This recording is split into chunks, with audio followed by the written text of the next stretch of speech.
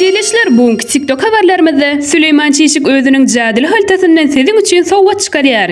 Ana gitdonna häzir sowgatyny çykarýar. Şoda jadil haltasyndan sowgatlar ýetip durýan tapanok. Ana ahir elin çykardy welin ýöne dostlar sowgatlary ýem kompot bolup durýan. Gynanma Süleymanca nesip bolsa inniki ýyllara. Hudaý saklasyn.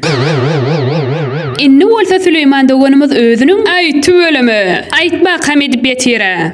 Ana ikincem gitdonna ay tüveleme. Hanonna yine urgadak pılçak görkötüşülürü. Ayyo başartmayara Süleyman sen yekataktırsın kökem. Dur dördüncü gadak hökmanna indi kellen yeri yirkitye. Sulik sana belli yoldan in bet kuşu sowgat etjek. Çünkü belli yolda ehli ayakkabıların dürlü modelleri, dürlü görünüşleri en amatlı bahadan vardır. Hem de kaçtıvası katı gowy. Üstesine de satın almak katı ansat. Oturan yerinize Play Market'ten ya da Apple Store'dan programmasını skaçat etýäňiz ve içine öz isleýän ayakkabıňyzy sargyt etýäňiz, ertesi günem gapyňyza gelýär. Belli yol sizin hyzmatyňyzda.